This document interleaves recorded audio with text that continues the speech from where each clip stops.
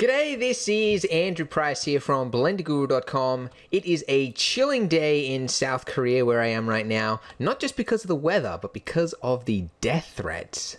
That's right, North Korea has decided that they've had enough and they want to go to war.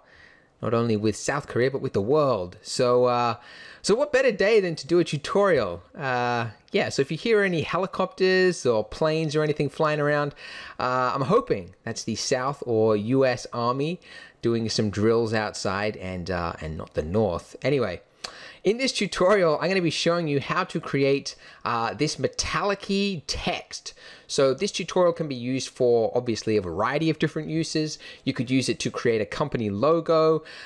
If you're narcissistic, you could create your own name, or you could just make any sort of message you want. So that's what we're going to be doing in this tutorial. So I'll show you just what the finished scene looks like. If I can... Oh, the button works this time. There we go. I'll show you what the wireframe looks like. Here we are. So we've got a basic mesh. We've got a number of different objects around here for reflection and lighting. Got a spot lamp there, which is going to do some volumetric lighting, which we'll get into towards the end. And then to top it off, we've also got some compositing. Don't let that throw you, by the way, all this madness. I'll talk you all through that. Anyway, without further ado, I think we should go ahead and open up a new scene in Blender. So the first thing we're going to do is delete the default cube and the lamp. Next, we're going to replace that with text, like this.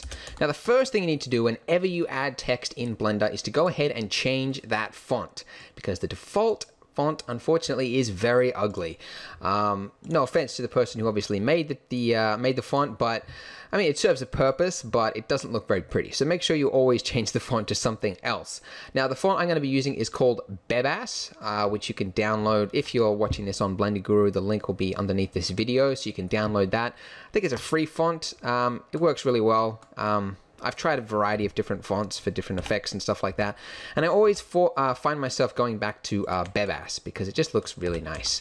Anyway, so we've got this font. I've rotated it by 90 degrees. And now we want there to be some depth to it. So I'm going to go ahead and change this extrude value to be 0.5, like that. So the camera is going to be viewed from about here. So that'll give us some nice sort of, yeah, obviously some depth to it.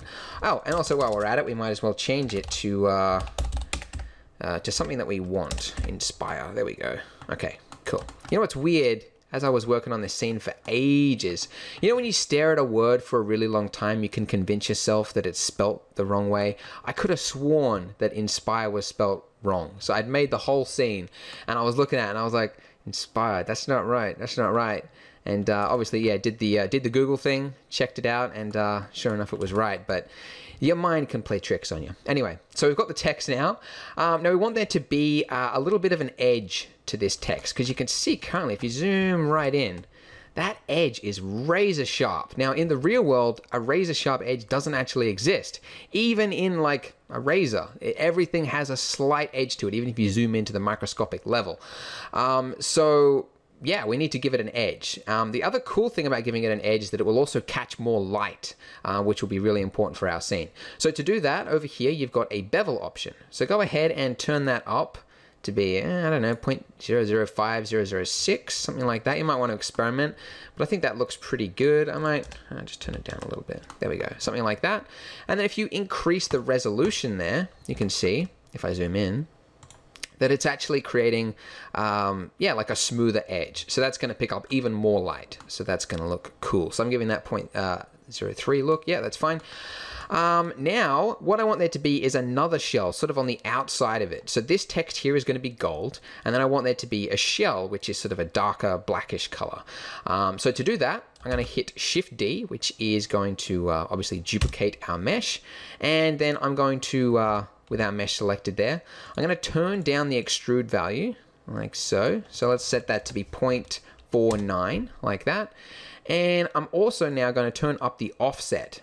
And what that's doing is essentially just sort of, in a really rough way, just sort of expanding the font. So if you go too crazy with this, then you'll get stuff that overlaps. And you can see right here, it starts to look all weird. So some fonts will be really bad, like complicated fonts, and you can't really use the offset value. But Bebas is a good font because you can do a lot of customization with it without it sort of messing around with the mesh too much. So anyway, I'm turning that up to be around about that, and I don't want there to be too much bevel, so I'll just turn that down to be 0.003, and I'll just give it a resolution of 2, something like that. I think should be fine. Let's look from the front. Yeah, let's give it a little bit more. 0.008. Yeah. All right. Let's go for an even number. 0.001. 0.01. Yeah, there we go. Okay, cool. So now those are done. Just check all the other settings are okay. And what I'm going to do, because we're going to now convert this to a physical mesh. So once you've done that, there's no going back, except for undo, obviously. But if you go past that, you're in trouble. So before I convert mesh, it's sort of a habit of mine. I duplicate what I'm about to convert, and then I just move it to what's sometimes called the garbage layer, the last layer over there, which will just give me something to fall back on if I ever needed to have the original font mesh as it is. But anyway, so I've got both of these meshes here. I'm going to hit Alt-C and select Mesh from Curve, like that. So what that's done is it has converted that into a mesh, which you were all probably used to, which will behave just like a normal mesh. You can push and pull the vertices around and do whatever you want with it. Now, one thing to note is that when it does this, sometimes you can see here the vertices aren't connected the way they should be, and the way around that is by selecting all of the vertices, hitting T to bring up the toolbar, and then there should be down here, you've got a remove doubles option. So go ahead and push that button, and you can see up the top there, it says it's removed 2,332 vertices, which is good because it means now that they're all connected properly. So I don't know if that's a fault, mainly to do with the font we've chose, or if it's to do with Blender, the way it's done it.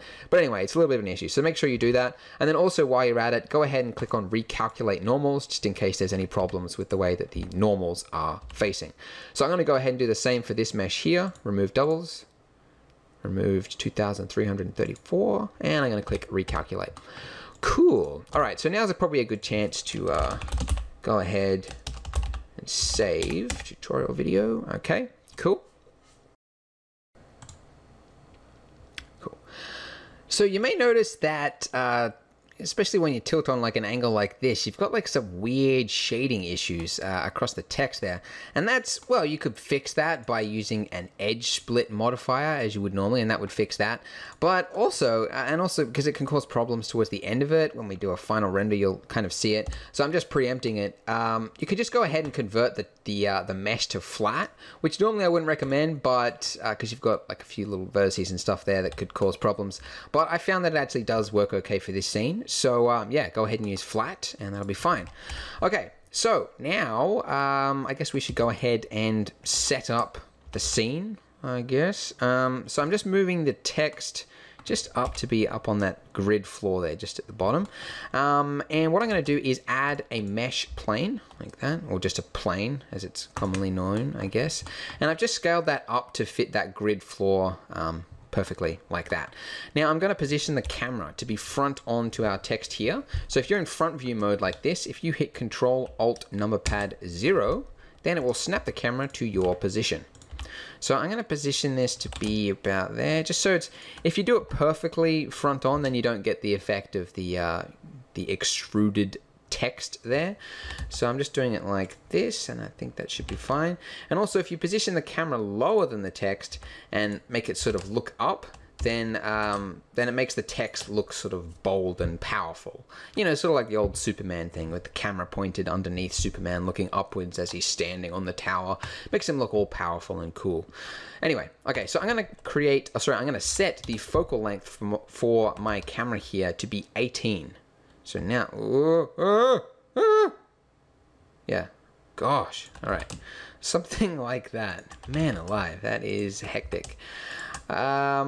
Yeah, so setting it to be 18 will mean that the stuff that's closer to the camera will appear bigger, and stuff toward the end will appear smaller. And, you know, the higher you set that to, the sort of flatter everything becomes. So I find setting it at 18 for text works pretty nicely. Anyway, something like that. Okay, cool. Now for the lighting. Okay, so let's do that. So In cycles, generally lighting is created by meshes or planes, stuff like this. You can use lamps as well, which we will towards the end as well. But in this particular instance, it really helps to use mesh lighting, like a plane, like this one, which I've created, by the way, by hitting S and then X to scale along the X axes, like so. So I'm just going to scale that down like that, S and X to scale along like that. And I'm going to make this lamp quite powerful. So let's set this emission to be 10. Okay, so now if we give it a render, if I save it before I render, which is always good advice, you can see that it's quite bright. It's quite noisy. That's something you can definitely see. So I'll turn up the sample amount to be 100, and also because I'm rendering with my GPU, or GPU's plural, I got a new computer and I got two GTX's 670s or 680s, I can't remember the exact ones, but anyway, they work pretty well. So now I can render 2 tiles at the same time. So I'm going to set this to be 256, 256. So anyway, let's give that another render, and you can see it's quite bright, that light, which is cool. So I think actually we should probably make this a little bit thinner even. And the idea behind having this lamp positioned directly above this one, as we've got right here, is that it will catch the light, which is just going to be on that edge of the text at the top there. So we'll add some other lights as well, which will provide the main light. But this is just catching that top part, which will sort of make it look cool. I'm also going to go ahead and turn down the background to be mostly black, not solid black. This is a tip I learned from reading a few design articles. But essentially, with all amounts of design and art and every other category, and anyway, you shouldn't use black. Never use solid black. You can get close to black, but never go all the way. In fact, I've probably gone too far. So let me just set that back on. That's too much. Something like that. Let's go 0.01 value. Okay, yeah. So not solid black, but close to solid black, and that'll make sure that it doesn't look too deathly. You'll lose too much tone if you go solid black. That's the whole point behind it. Anyway, I'm getting too much into the details. So we've got this one lamp at the top here. Now I'm going to create some lamps on either side of our words here. So I'm going to create a plane. I'll rotate that like that, like that, like that. Scale it. Okay, pretty good. And I will set the emission. I'll set this shader type to be emitter. And I'll set the strength for that to be 2. And whilst I'm at it, I'll duplicate that, create one on the other side. Now the idea behind this one is that we create lighting which will be caught on the edges of the text as well. So we've got the one that's catching the light on the top. Now these ones should be getting the light on the edges. So it's actually better if I just move this to a separate layer, just so we can focus on what these two planes here are doing. So we don't actually want them to be lighting the face of the text too much. We only really want it to get that edge. So it's probably a little bit too far out. So in fact, you know what I'll do? To stop all this rendering back and forth business, I'll just go into this view, set this to rendered. Let's just focus on this little point there. That's Shift B, by the way, that little thing to only select a portion of the mesh. Something like that. I don't think I changed much. Anyway, you probably catch it more when we add the glossy shader and stuff like that. Yeah, okay, so we've got some basic lighting set up now, so at least we can see what we're creating. So we'll add a few more lights later on, but we're going to get some do some shading and texturing first, because we're going to, when we add the lighting, we need to reflect the lights, and we can't see it with its current material as it is. So the first material that we're going to be working on is this main text, this gold text that's in the center there. So I'm going to add a new material to that one, and I'm just going to grab this timeline here, and I'm just going to change that to be a node editor, and this is where I'm going to be adding in basically changing all the materials and stuff like that. So first thing I'm going to do is go ahead and add in a glossy shader, like so, and I will set it to mix shader. So I'm going to be mixing the diffuse with the glossiness, like so. So the next thing we're going to do is add in a metallic-y sort of brushed metal look to our text here. So the way we're going to do that is by using a noise texture and then sort of skewing it and stretching it to make it look like brushed metal. So first thing to do is to add in the noise texture, like so. And just to sort of show you sort of how it all works, if I just set a, let's go, vector bump, This is what you use to control how much bump there is, by the way. So if I connect the factor of the noise texture into the height input of our bump node here, and then connect both of these to our diffuse and our glossy shader right there, you can see how it's affecting the mesh right there. Now actually we haven't UV unwrapped our text yet, so it's sort of doing it along the, I guess, like box mapping, like sort of fakery, and it works usually quite well, but we want it to look proper. So with our text here selected, to UV unwrap it properly, I'm just going to go ahead and hit U. Oh, why did that not work? U. And then select project from view. And now I'm just going to scale that text up just so that it fits sort of snugly in our box here, like so. I think the S is slightly bigger for some reason, so we'll just sort of scale that down a little bit. Okay, like that. Okay, so now if we view it from our 3D view, well, it looks mostly the same. Anyway, okay, so the next thing we're going to do is add in a texture coordinate node and then a mapping node, like so, and I'll connect the output of on this texture coordinate node, the UV, connect that to the mapping node, and then connect that one to the blue one, like that. Pretty basic stuff. Okay, so you can see the texture mapping is a little bit better now. It's sort of like evenly placed everywhere. Okay, so I want the scaling of this to be quite a lot, because we want there to be a lot of that brushed metal, sort of that steel brushed sort of look. So let's just set that to 1000, which will sort of help us see it a little bit better. And you know, it's so noisy, you can barely see anything. So what I'm going to do is just turn up the sampling, I think. Let's set that to be this one.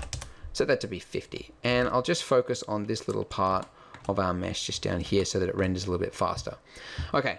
So in order to get that stretched metal sort of look, I'm going to change the X scale to be something really small. So let's set that to be 0.01.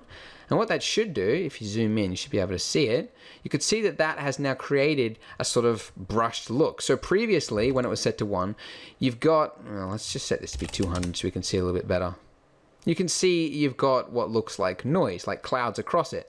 But then by setting this to be 0.01, then you've stretched that a lot, which is basically how the brushed metal look appears. So if I now set this to be 1500, so increasing that scale tremendously, then you get that effect that you can see right there. And if I just set that up a little bit more, 1600, that should be pretty good. And we don't want that to be too over the top, so I'll just set that bump to be 0.001, like that. And that should be it. Okay, so that is our brushed metal now done. Now, some of you might be wondering why we're not using an anisotropic shader, since that's essentially what brushed metal will do.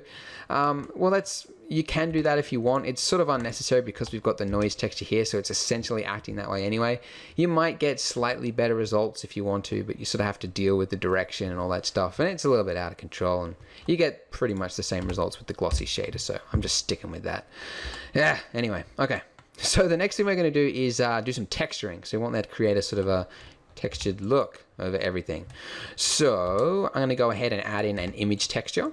And the texture that I'm going to use is one from cgtextures.com. If I just load this in, it is called Grunge Maps 119 and 11. Anyway, go ahead, load that one in. I've got the link for that texture, by the way, underneath this video if you're watching it on Blender Guru. So you can go ahead and download that. Now I'll connect this to our diffuse just so that we can see how it's looking on our mesh. So if I just go into the front view, which will sort of help us to see it a little bit better, you can see that's how our texture is appearing over the mesh. Now, believe it or not, there is actually a problem with our UV mapping, and this is mainly a problem this problem is mainly due to the fact the way Blender is currently rigged to work with project from view. So if you go here and you select project from view, you should, oh, it actually works. Oh, well, there you go. Okay, well, it's fixed. Okay, so it depends on the size of the texture that you've got there. So when we did that before, we had it project from view when there was no texture there. So it was like square, like 1:1 aspect ratio. But now we're using a rectangular texture.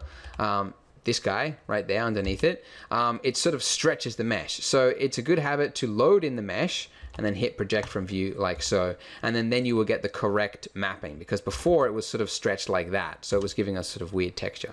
But anyway, it's sort of fixed now. That's weird. I could have sworn that bug was still there, but it looks like it's been fixed. So that's great. Awesome. Okay. Cool. So now the texture is looking a little bit better. Okay. So what I want to do is I want to use this image texture and I want to use it on the roughness of this mesh that we've got right here.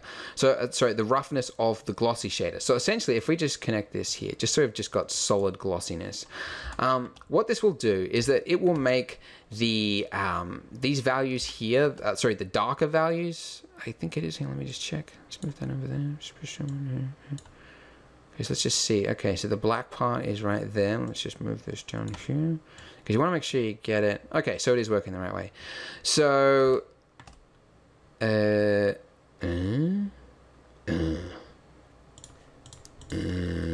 all right.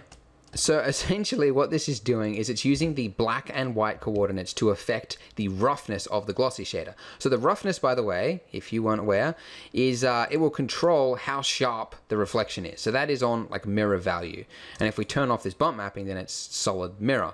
But then if you increase that, then you get a more smoothed out looking roughness. Now by using an image texture, that is affecting the parts of the mesh that have, you know, if it's a white part, it should be a, let me see, just looking at this texture, the white parts should be a solid, like sharp glossy reflection, and then the dark parts should have a more diffused sort of look. So it's like if you can sort of imagine like a bathroom mirror, and if it gets really dirty from like all the toothpaste splashing onto it and everything, it sort of gets this smudgy, like less reflective sort of material to it.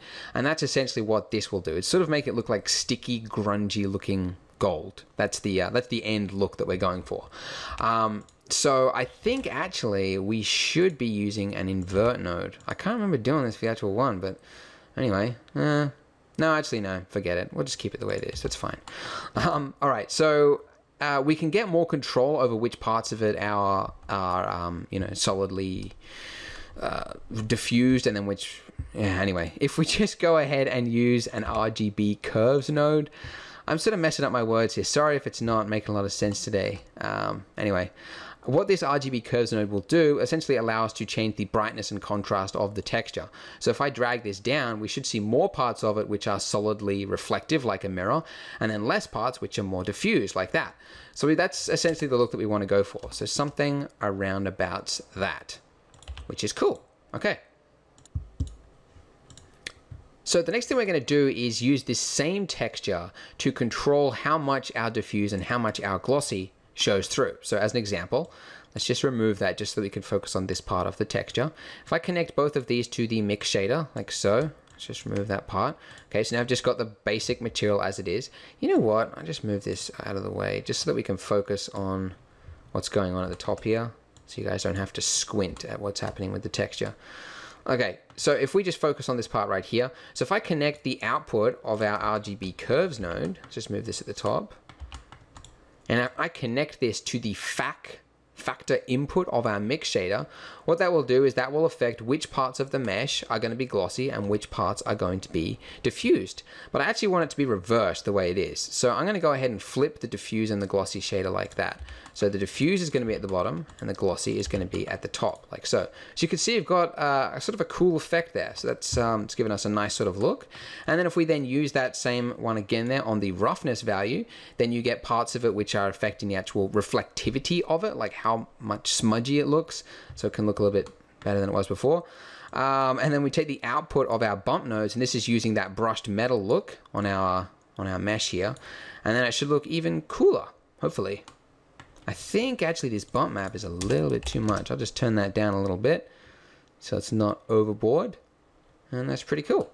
All right, so now changing the color of our two shaders here. So we want it to look like gold. Now, the way that I do it is by basically taking the diffuse. Now, the diffuse isn't showing through very much, but it's showing through a little bit. And I just want to give it a slightly yellowish color like that. And then just turn it down to be something a little bit darker. Like so. Let's just set that there. So you can see that the mesh hasn't changed in color too much because again there's not much diffuse there. But if we change the glossy color, if we just set that to be a yellowishy color like so, And there you go, you get a much better sort of like a goldish sort of look to it. Now gloss, you very rarely ever change the color for it. It should always be white, except for when you're dealing with metallic objects. So in the instance of gold or steel or something like that, that's when you actually change the color of the glossy shader. At all other times it should be white. So this is one of the rare instances where you would actually change it. And this is the reason why we're doing it, because now it looks a lot more like gold than it did before.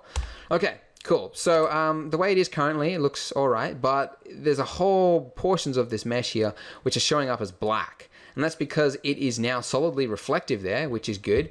But if we look opposite what the mesh is looking at, which is behind the camera, you can see there's actually nothing for it to reflect. There's nothing in the background there for the mesh to reflect. So it's showing up as completely black.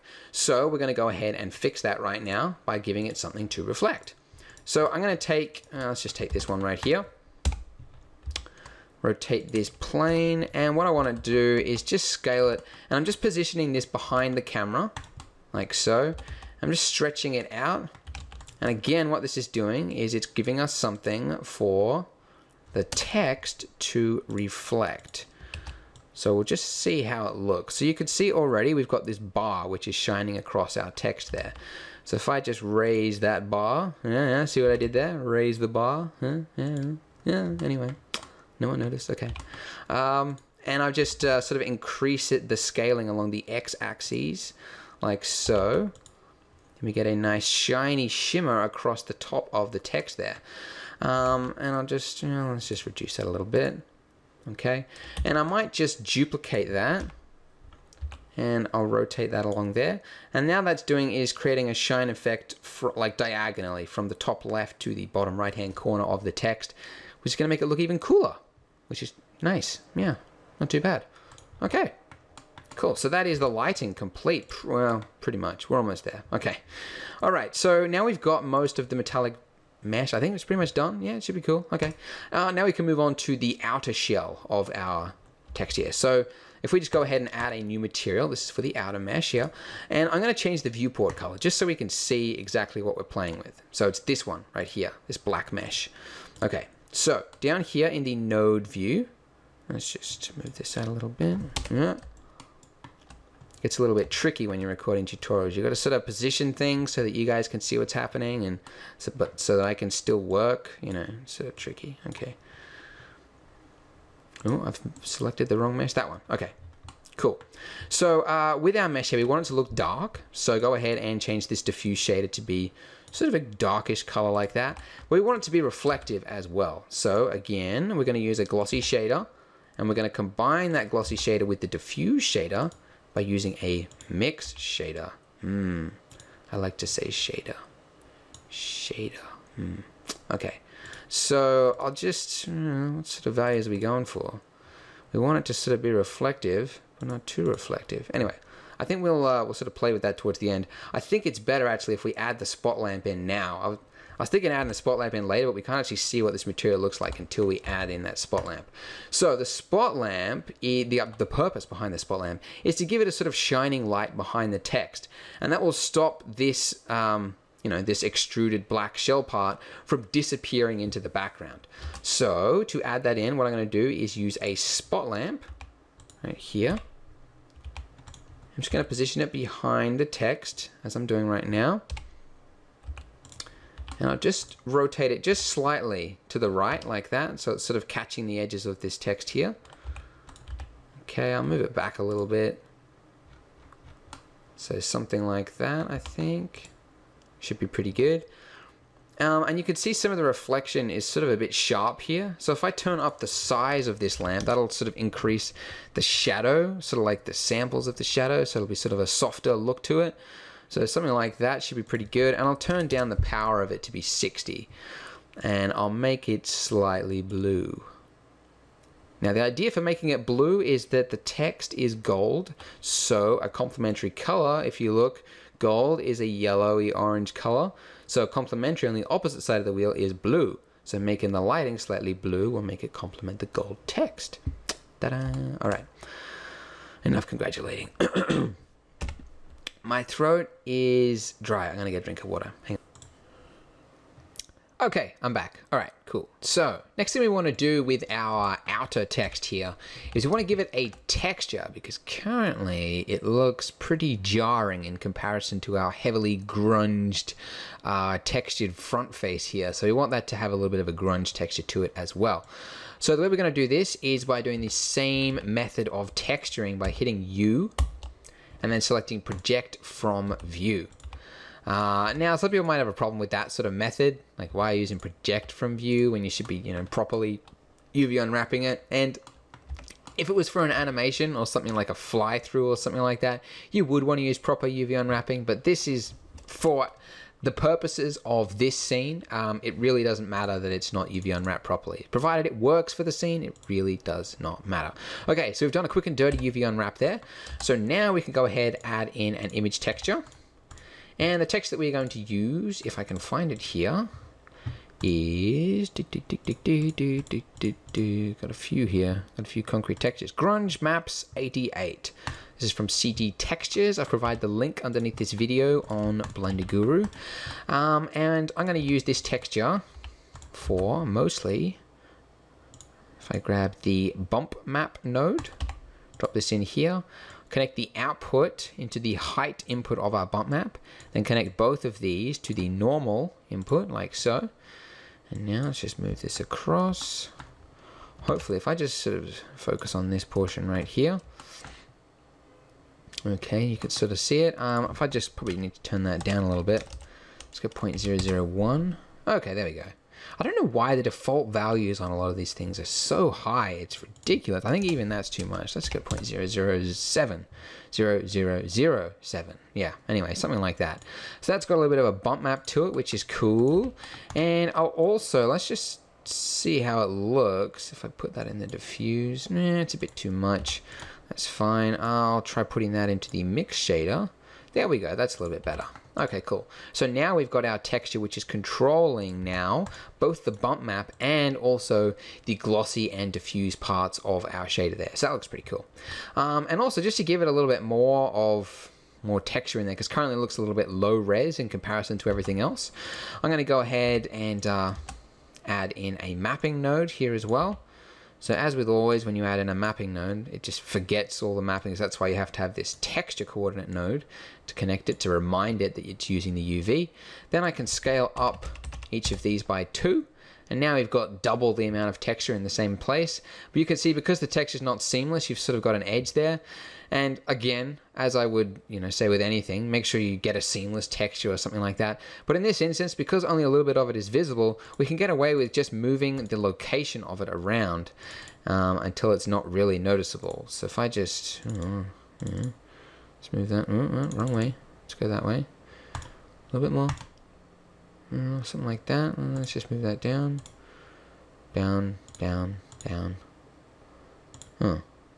I don't even know where I'm going anymore. I don't know what I'm doing. Yeah. Yeah, okay, that's pretty good. Yeah. Okay. I guess we could probably shuffle it over a little. There we go. Okay, so now the texture's it's perfectly in place. Yeah, and actually for my final render, I actually added in something extra. Not on that one. Where is it? I think it's this one over here. No, it's not that one. Anyway, for the final image, I'll display the final image here. This is the final image. You can see actually on the bump mapping stuff, I added in a little bit of Korean text, just because I thought, I'll give it a go. Just to say inspire as well. So I just added that to this same texture part here. I added in another texture, which was just a black and white font, which was how I added in those symbols there. So if anybody wants to do that, you're welcome to. I don't know why you would, but anyway. I didn't include it in the tutorial because I figured it's not really important. Anyway, that's now textured. Everything is looking good. Now what we're going to do is add in a spot lamp to shine the text from behind. Actually, sorry, no, we've got a spot lamp already. We're going to add in a volumetric spot lamp. So some of you may be wondering how we're going to do that, seeing as Cycles doesn't have volumetric shading enabled yet. So we're going to cheat. We're going to be using the Blender internal render engine. So we're going to be combining it. So we're going to be rendering the main one using Cycles, and then we're going to be rendering that specific lamp with the Blender internal rendering engine. So what I'm going to do first is add in, so to do that, to combine two different renders, you have to use separate scenes. So I'm going to add in a new scene here. Let's just make this new, and I'm going to call this volumetric spot lamp Very creative. And then this one here, I'm going to select our spot lamp. I'll select the ground and I'll select the text. So I'm selecting things, oh, the camera as well, which will get in the way of, in the way of the shadow. In the way of the spot lamp because it needs to cast a shadow, if that makes sense. So I'm going to hit Control L and then I'm going to select Make Links to Volumetric Spot Lamp Scene. Like that. So now if I move over to this scene right here, oh, it's on a separate layer here. But yeah, with our spot lamp here and everything else, we should now be able to, yeah, basically use volumetric lighting. I'm not sure what I'm sort of doing. I just got to take a moment to compose myself, get everything in place. Okay, cool. All right, so for the spot lamp, we need to go ahead and check halo and then turn up the step to be 1. The step, by the way, the higher you set that, the lower quality the shadows will be. So don't set it to 0 because there will be no shadows. Set it to 1 because it will be the sharpest shadow. Makes a lot of sense the way it's done. Not really. Anyway, so because we don't actually want any of this text to be rendered, because this is just the actual the spot lamp itself, it's nothing else. Everything else is just casting a shadow. Make sure that your lamp is on a separate layer all by itself. So as we've got right here, and then our whole scene is on the other layer right there. So now over here in our render layer panel, I want it to render just the front layer right there, and then I want it to mask layer 1, which is right there. So now if I give this a render, what should happen is that. Ta-da! So you can see it's worked quite nicely indeed. So now with that now done, if we just give it a proper render layer name, let's call it Spot Lamp Volumetrics. Cool. So now if we go over to our scene again, let's just give this a render. Give it a render with everything we've done so far. Give that a moment. Okay, and if we jump over to the compositor, I'll show you how we're going to combine those two. So this is the compositor right here. If you move these values, you can see everything. I don't know why, it's always blank whenever you go there first, and then you have to move something for it to actually show the previews. But anyway, so I'm going to add in another separate render layer, and then for this separate render layer, change the scene to be volumetric spot lamp. And now if we give it, it's not even rendering that. Oh, that's annoying. Let's give that, tell it to render that separate render layer. There we go. Okay, now it's working. Oh, that was weird. Anyway, add in a mix shader. Sorry, not a mix shader, a mix node. And then combine the two together, making sure that the volumetric shader, volumetric spot lamp is on the bottom input like that. And then set the blend type to be screen. And then now if you use a viewer node, like I've done just there, you can see that they're now combined over the top of each other. Now if I just turn down this screen, as you probably should, then we can turn down the amount of that effect, because you don't want it to be too overpowering, because you want the text to actually pop out from the background. So if this is too bright, then it sort of blends in a little bit too much. So I find sitting around about 0.2 should work quite nicely. So something like that, yeah, should look pretty good. Okay, so we're not actually done with our scene yet. We've got the spot lamp in place. The final thing we're going to do is add in a material for our ground, because currently the ground is very boring and it's sort of throwing the scene because it's not balanced properly. You've got a lot of detail up here and then none down there. So you've got to make sure it's balanced. So add in a new material for our ground. And then this material is going to be same, just like the others. Let's add in a mix. Ooh, make sure it's the right one. Shader, mix shader. And then guess what it is? It's a glossy shader. Combine the two like that. Let's see how it looks with our glossy shader like that. So you can see you're getting a little bit of reflection off the floor there. So I'll just turn down the roughness of our glossy shader. So it's 0, so that is now a mirror. And then this value here is obviously controlling how much diffuse and then how much gloss is showing through. So let's just set this shader here to be 0.7. So we've got more gloss than we do diffuse, like that. And in order to get there to be a little bit more, I guess not variety, coolness, I don't know. I don't know the word for it, but so that it balances out the scene, we're going to add in some bump mapping right here and a colored texture as well. So again, going to add in an image texture. And if we connect this like this, you should see it's turned purple. That's because we haven't got a texture in there yet. I'm sort of unsure of which order to do it in, because I want to teach you the right way. But anyway, in the top view mode, before we add in image textures, we need to UV unwrap our plane. So just select U and then select project from view bounds. So now if we connect this in right here. Oh, I'm doing this terribly. Okay, let's just load in the image texture, okay? I'm sorry for confusing you all today. What a day, what a day. Okay, the image texture that we are looking for is...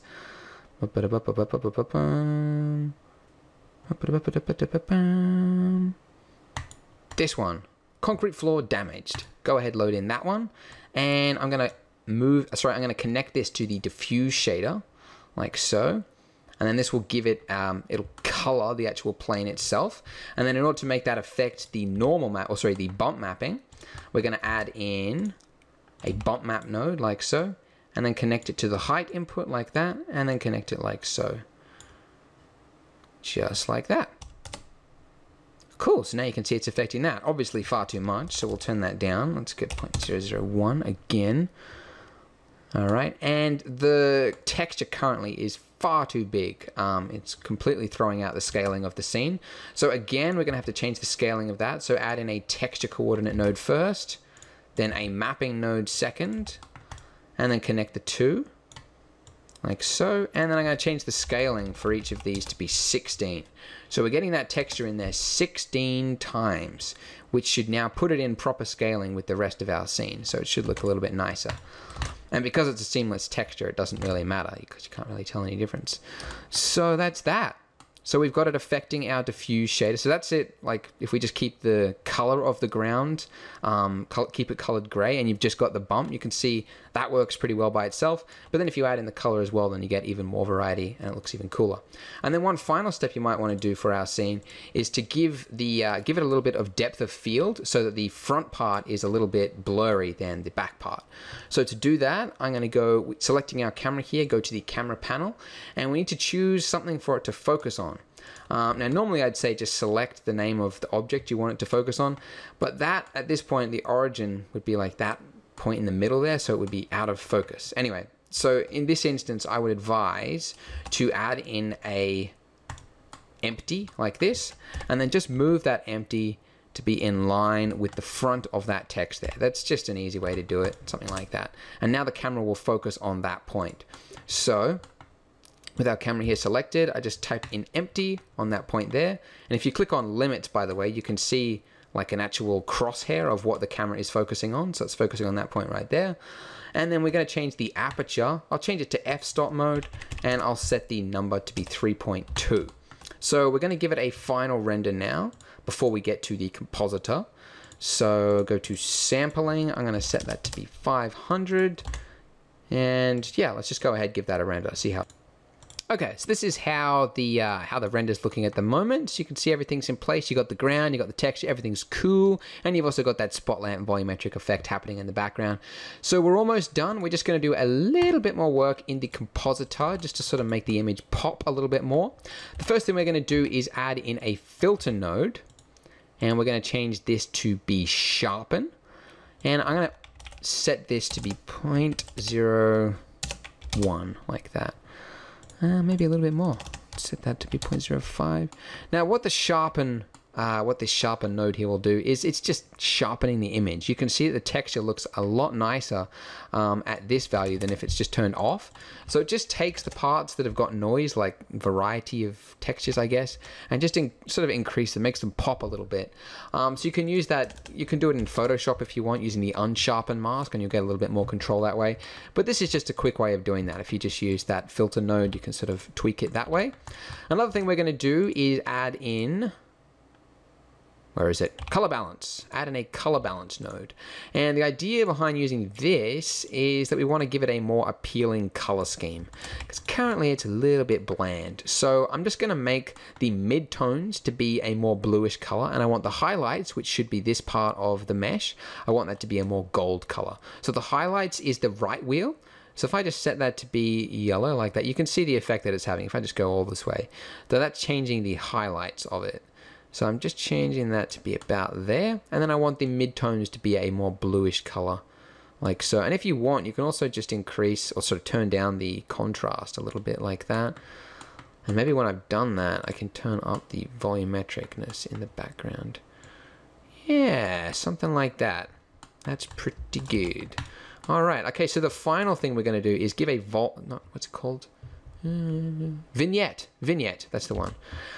So the vignette, I used to do creating a vignette a different way, but now we've got a special, we've got an ellipse mask added to the compositor. So that sort of saves a little bit of time.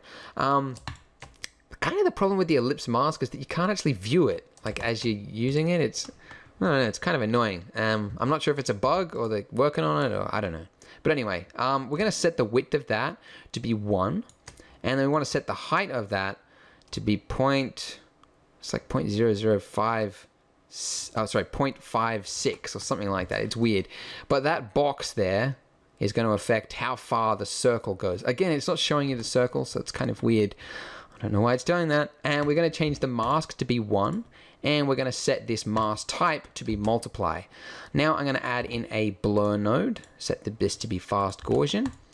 Set that to relative. Click X and go 2020. And if you connect these two, you won't see anything. Again, I think it's a bug, so hopefully they fix that. To make it work, you actually add in an invert node. No, didn't work that time. Okay, weird. Again, it's a little bit bizarre. So eventually what you do is you add in a mix shader, sorry, a mix node like this, and you combine the two. There we go, now it's coming in. So now we set this to be a darkish color like that, and we've got our vignette. And currently it's too black and over the top, so I'm going to change this to multiply. And then if I just turn this amount up a little bit, we should get less of our vignette coming through because it's taking the dark value. So if I set that all the way up, then that's just turning the vignette off. So it'll take the dark value. So if you want to get like 50%, something around about that, should be pretty good. And I'll just tweak the little midtones a little bit more blue colored. Maybe a little bit like that. Make them a little bit yellower. Something like that. And that's it. That is the final render, everybody. So I hope you enjoyed this tutorial. Hope you learned a couple things from it. And that's all from me. I will see you next time.